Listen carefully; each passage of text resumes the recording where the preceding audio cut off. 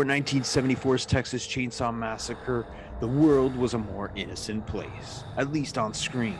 But when this film burst onto the scene, the film world, in particular the horror genre, got rocked. It was banned, censored, feared, and deemed the most terrifying film ever made, despite having almost no blood in the film. Today, its legacy is embedded in the film world and continues to scare people all over the world. In 1981, Sam Raimi and Bruce Campbell brought a small, crude, low-budget, yet brilliant film to horror fans. Its sketchy camera play, coarse makeup effects, and terrifying sound design made and continue to make Evil Dead a scary-as-hell film. It later went on to brilliantly blend horror and comedy in sequels, remakes, shows, and even live theater.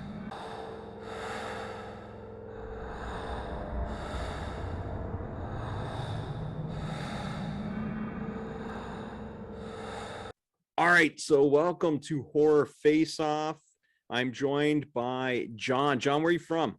I'm from Columbus, Ohio. I get so many Ohio. What's in the water in Ohio? Nothing healthy. No, I was gonna say it must be a terrible place to live. Everybody loves horror films. No, I'm just joking. I'm sure it's a great place to live. Thanks for joining us. Absolutely. Thanks for having me.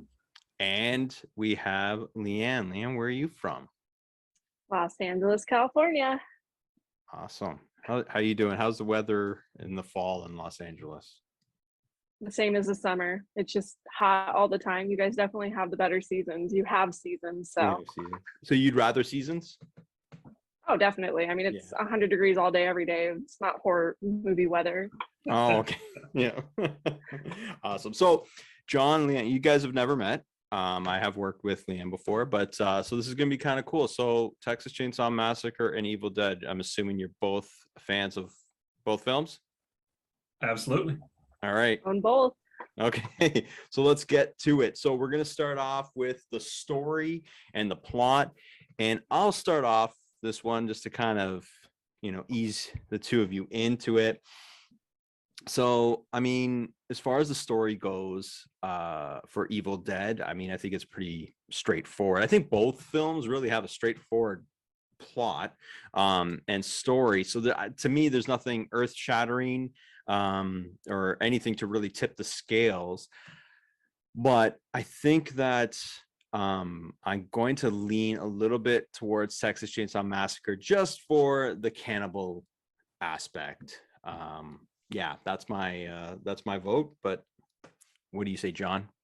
I kind of feel the same way. They're both very straightforward and kind of simple threads of ideas. I actually lean towards Evil Dead simply because it is a little bit more elaborate, whereas Texas Chainsaw Massacre is almost plotless. Like, it's really just sort of an event that happens to these people. Like, there's not a lot of decision making or anything like that. So I kind of like that Evil Dead because the characters do have to kind of learn things and figure some things out along the way.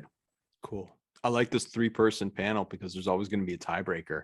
And right now, that's you, Leighanne. So I would have to say, just because I'm also in love with serial killers, I have appreciation for Texas Chainsaw Massacre because I know that Tobe Hooper took notes from Ed Gein and like the whole face mask thing. So I think that's kind of a better story plot when there's some truth behind it, very loose, but Cool. Okay, so Texas Chainsaw Massacre takes a slight lead after one category. All right, so we're going to go with the settings of these films, and I'm going to let John lead us off. Yeah, I actually went with Texas Chainsaw for setting, just because I think sort of the heat of summer and the sort of desolation of that area is integral to the whole story, more so than Evil Dead. I think, the same story would be completely different if it was in a different setting than 1970s 100-degree heat Texas. Well, if anybody could relate to that heat, we go to Leighanne. Actually, I second what he says, that I think you could feel the heat in the film. I think the dead animal bones, you can almost smell the disgust in the house. I think the setting is much more intricate than kind of the Evil Dead. There's not it doesn't loop me in as good as Texas Chainsaw, so that's definitely my vote. Cool.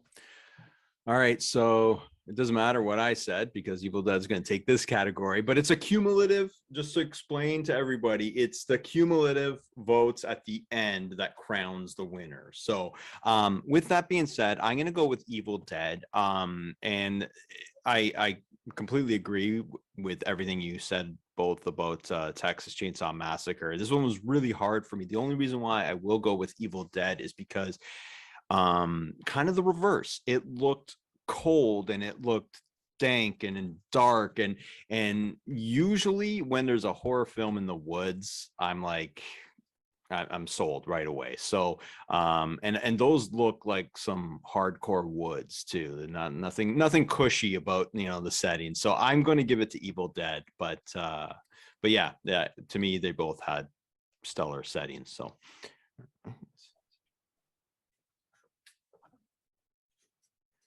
all right. Okay, so the next category is directing, filmmaking. So we have in this one, Sam Raimi versus Tobe Hooper. Leighanne, what do you say?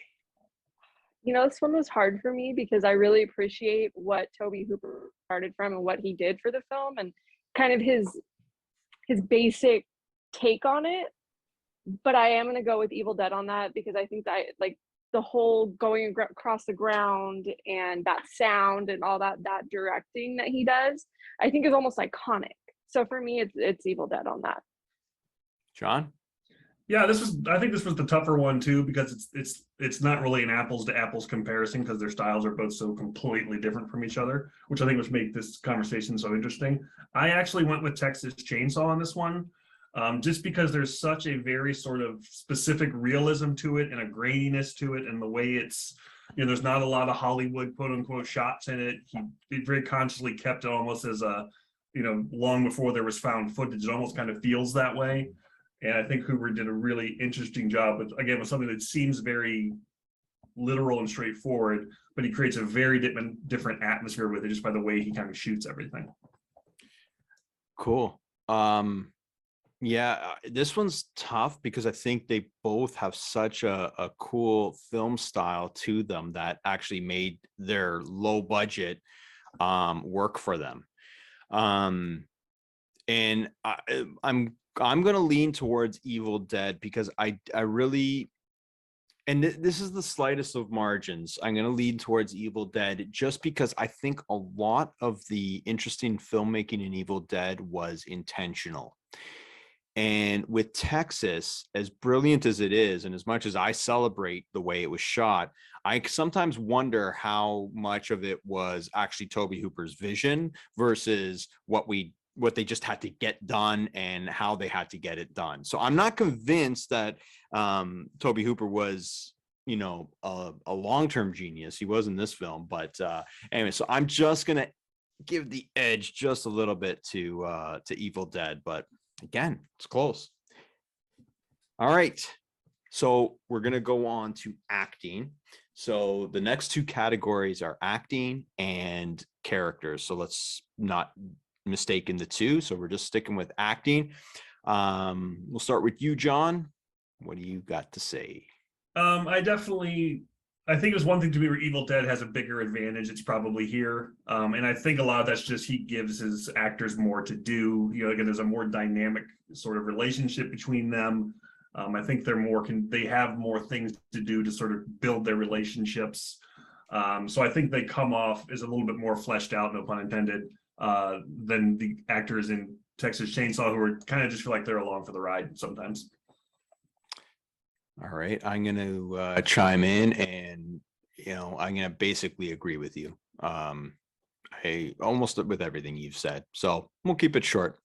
Up to you, Leighanne. I actually agree with the same thing, but I think on both ends, I didn't feel some kind of huge character development on either side where you're not really engrossed in either one. Like if they die, they die type of thing. I will say that I think that Evil Dead has a little more of an over the top approach with their acting. Whereas Texas Chainsaw, if I was in the same position, I would probably be acting the same way they do and probably be jumping out windows and acting terrified. Whereas the Evil Dead, the car accident scene was a big one for me, where she kind of like, or not really a car accident, but when they're driving in and like they almost hit the car and she very like dramatically like, like things like that. So for me, actually, it's a Texas Chainsaw Massacre. Texas Chainsaw Massacre. And you know, it's funny. So this is where I kind of like, you know, when you listen to the panel, like I haven't really established rules if you could change your answer. I'm not there yet with changing my answer, but one of the things, you know, in not really like myself not coming prepared as far as like what I'm going to, you know, say, but just listening to the panelists and then kind of coming back, like with Texas, I agreed with you, John, but then I'm thinking, well, the hitchhiker was pretty good. Like, you know, he was and so was the old man, like, you know, like, so I'm kind of thinking of the kids that got killed, and even Gunnar Hansen's portrayal of Leatherface was pretty stellar too. So maybe I kind of overlooked that a little bit, but I'll stick with my answer. But yeah, so it was kind of wavering there. All right, so we're moving on to characters, and I'm gonna let Leighanne take this one. So characters, I think that I'm gonna go with Texas Chainsaw Massacre again, only because I think that they have such fun characters, more so in the family and less in the victims. The victims, again, I didn't feel any connection. I didn't care if they died, you could all die. But the family, I think the sheriff, he is out of his mind with the prodding her in the car, and just they're so demented, and they're so versatile in their dimension that I really appreciate that. Whereas, yeah, the Deadites are fun and they're kind of maniacal. I just think the family has better characters. John? I agree with that, especially when I was thinking this, I was definitely leaning more towards into the survivor characters, which is why I picked Evil Dead. Because I agree completely. The Texas Chainsaw Massacre character, the only survivor who's memorable is Franklin. It's just because everybody hates him so much. You know, the other four are pretty much blank slates. I mean, Sally, you get a little bit because she's more engaged. Yeah. But I do think the characters in Evil Dead, again, there are some real relationships there. The other one guy's kind of a smart ass. Ash starts off as kind of a willy-nilly guy and has to become, you know, sort of a soldier by the end, or at least someone willing to do things he doesn't want to do. I think the relationships with the girls are pretty convincing. But yeah, I definitely, if you think about the Texas Chainsaw Massacre in terms of the killers, they're a lot more interesting than the survivors. But I think the Evil Dead survivors give it the edge because they're the ones, hopefully, that would be more interesting if you're going to, you know, invest in a movie like this. All right, so I get to be a tiebreaker here. I'm going to say, and again, you know, I hate to agree with everybody, but I agree with both the points being made for both arguments. I definitely think that, you know, yes, the survivors, the victims of Evil Dead, definitely outplay the ones from Texas. But then it comes down to memorable characters, and I mean, you obviously have Leatherface, but then you also, like I said, the hitchhiker and the old man kind of up the just up the character value in that and in the film, whereas, you know, minus Ash, who and in fairness, he's great in that film, but he's not the Ash that, like, you know, ends up becoming, like, you know, what everybody loves yet. Like, you know, it's there, but not quite there. So I'm going to give the characters with a slight edge to Texas. But, you know, neither film, I think this is their strength, but yeah, so let's say Texas. All right, so now we go to the kills, and if there's one man that could lead us off in this category, it's John. All right. Don't ask me why I know that. What do you know? Yeah. No, again, this is a tough one because, again, stylistically, they're so very different in the way they approach them. But I went with Texas Chainsaw because the kills are very sort of realistic. They're very sudden. They don't do a lot of camera tricks. It's just kind of Leatherface pops out and kills the guy in 1 or 2 seconds. I think there's a gruesome sort of reality to that. And Evil Dead stuff's very stylish and cool and special effectsy, but I think for just the sheer sort of shock value of the kills, I think the realism on Chainsaw side is what kind of gives it the edge. All right, man. I actually agree 100% with everything he said, and I'm also leaning towards Texas because I was thinking about how demented it is, some of the kills too, like when he meat hooks the girlfriend and she's watching her boyfriend get sawed up, or Sally's watching Franklin. I mean, there's a lot of grossness to the factor watching somebody you love get murdered a little more gruesomely than I would say Evil Dead. It's more in your face and you're getting killed in the process. So I definitely second everything he said. Yeah. And what's funny is you're talking about how gruesome Texas is, where there's hardly any blood in it, versus Evil Dead, which is just loaded with as much blood and guts as you could possibly get. And yet, you kind of, it shows you the effectiveness of Texas, which makes me realize maybe I should have given directing to Texas, damn it. But anyways, we're not going to go backtracking. But yeah, the realism of the kills I think are awesome. Like, just the meat hook, just dropping her on it. I mean, it looked insanely real. When Jerry gets the hammer to the head, again, just realistic. It wasn't slowed down for cinema value or, to get all the angles and stuff like that. It was just, let's show this. Again, I don't know how much of it was intentional in the filmmaking, but let's just give them the benefit of the doubt. And, definitely the kills rocked in Texas, even though you don't see much weapon to body contact. Very effective. Anyways. Yeah, with that first kill, it almost feels like they missed the shot. Like they don't really get it. Like you see his hamburger up and you see him fall, but in Texas Chainsaw, it almost feels like they didn't get what they wanted. They just had to keep moving. Yeah, no, but to see his legs kicking. Oh yeah, that's amazing. Sorry, that to me it was like genuine. Like that is a natural reaction once you get knocked in the head. So like that to me, I was like, wow, they're anatomically kind of correct in this situation to be bashed in your head. And it wasn't, what else was awesome about it was like, I mean, no music.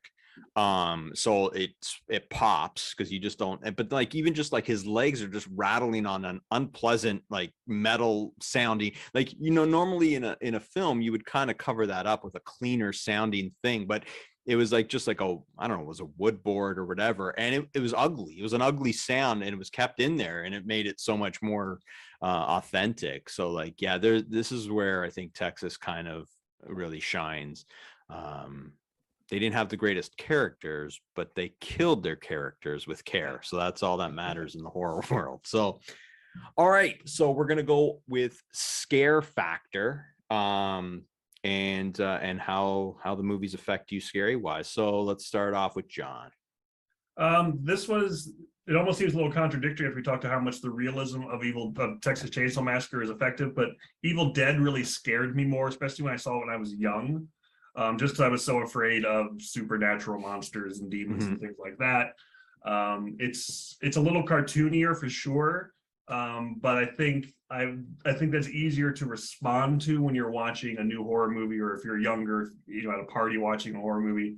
Whereas I think a lot of the chainsaw stuff, it isn't necessarily as scary in the moment as much as it's just kind of like this overwhelming dread that kind of goes through the whole thing.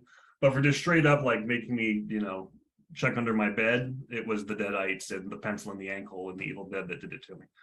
Cool. Awesome. Leighanne? I'm going to disagree, and I'm going to say Texas Chainsaw Massacre, the realism, the possibility that, hey, I could go on a road trip and I could get murdered is a little scarier. And as a woman in the scene where they're in the dining room and they're having dinner and you're surrounded by men that are like being aggressive and crazy, that's way scarier to me. Like I feel like I could take on some of the deadites, and maybe that's me thinking I'm bigger and badder than I am to take on a paranormal entity, but they seem a little more plausible than taking on Leatherface or someone crazy. So Texas for me. Yeah, and that didn't surprise me. I think that Texas really strikes chords with women. I think that's like the ultimate fear, right? I think there's a little bit of an ego in a lot of guys thinking like I'd outrun Leatherface, or I'd get away or whatever, but so that overall that fear isn't as prevalent in males. I'm assuming, because there's not a lot of women, I mean, that I know that love Texas Chainsaw Massacre, and the main reason is because it looked so real and it was relatable. That being said, I'm saying Evil Dead because I was kind of like you, John. Like there was parts when I watched this when I was younger, I was like, man, this is really freaky. And again, it's because of it was like so independent. It was so low budget. The makeup was terrible, but I was like, this is like when she's pushing up that damn thing, and I'm like, holy crap, that's scary. And it scared me. Whereas Texas, I enjoyed it, and I wrapped my head around the process of, you know, being a victim in a cannibalistic, you know, buffet there, but it just doesn't hit me the way Evil Dead did. But yeah, so I'm gonna just go with Evil Dead on that. Awesome. All right, so we're almost done. Got two more categories. Whoops, hang on. All right, we got two more categories, and this one's a big one. We're going to go with Antagonist. And I haven't let off in a while, so I'll lead off because I'm more interested to hear what you two have to say. But, you know, cannibalistic family versus, I guess, like The Walking Dead. But more, I'm going to like zero in more. We got Leatherface from Texas Chainsaw Massacre. So for me, it's hard to pick an antagonist that I enjoy more than Leatherface. So I'm going to keep it simple and maybe basic and just go with Leatherface. Leighanne?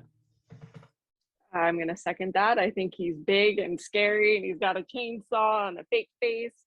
He kind of wraps it up. Deadites are, there's not one you could point out, maybe the cellar girl, but they're a group versus, and so is Texas Chainsaw Massacre, but Leatherface is like the leader, so I'm definitely going to say Texas as well, Leatherface. John? Yeah, I mean, I'm gonna agree with Texas, but I'm actually gonna lean more on the cook. I think he's a much more unnerving character because he's wildly inconsistent kind of in his behavior. You kind of don't know, like when they meet him at first, Yeah. you know, he actually tries to help them when they first show up to get gas. He's like, just, you know, wait for a little bit, get gas, and then get out of here. Don't be hanging around here. There's no reason to. So he almost seems helpful, which plays into later when Sally finds him, of course. But then he just kind of flips that switch, and all of a sudden he's just completely sadistic when he gets Sally alone. Yeah. And then he's kind of the head of that crazy household. You get that idea, and it's obvious he's overpowered and abused Leatherface and the hitchhiker too, even though he's a pretty scrawny guy. Mm-hmm. You know, they both probably could have overpowered him physically. So I think in terms of being like really unnerving and scary, I think the cook is kind of the unsung hero of Texas Chainsaw Massacre a little bit. Yeah, you know what? Like further to what you're saying, you're right. Because like obviously, like, you know, it's a good observation, but like, you know, there's even shots where he's at the dinner table and he's like he's in thought, and then he decides to smile, and like, yeah, you're right. Like he's kind of teetering, and you kind of feel, because there is a part where Sally's trying to appeal to him, you kind of feel like maybe that there is an out, and if you could get through to this guy, because he's kind of shown you some of these, you know, these sympathetic, you know, almost looks, and you know, and it's, yeah, that's pretty cool observation. But regardless, we all say Texas, so whether it's Leatherface or the cook. All right, so the final category, the one that makes or breaks horror films often, is the ending. So we'll start off with you, John. The ending. Who gets the edge? To me, this is probably the easiest one because I think Texas Chainsaw has the ending of all endings. I mean, it's just, to me, the most wild and unpredictable, and then weirdly artsy ending for a movie like this, with Leatherface just spinning with the sun behind him and the chainsaw revving. I think everything about the ending to Chainsaw is just a weird, sheer, like perfect wrap up of this crazy movie we've seen up to that point. Man, I completely agree with everything you just said. I think him spinning in the sun, and you see his anger and frustration. How often do you see a movie end with the frustration of a killer like that back in that time period? So I 100% agree and say Texas. Yeah.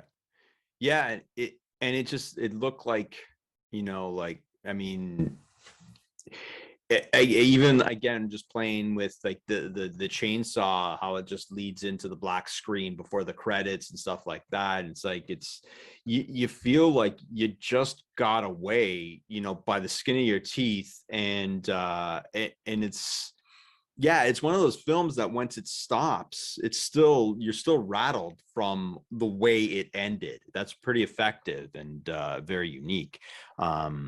And not to say that I didn't like Evil Dead's ending. I thought it was pretty cool, but yeah, it just cinematically, like you said, it ended up being so like beautiful in a way to watch. So I'll definitely go with Texas as well. So after a blood-soaked battle between Texas Chainsaw Massacre and the Evil Dead finished with 9 points, and the Texas Chainsaw Massacre triumphs with 18, doubling up. Therefore, the winner of the horror face-off matchup between Texas Chainsaw Massacre and the Evil Dead is the 1974's Texas Chainsaw Massacre. Are you guys surprised?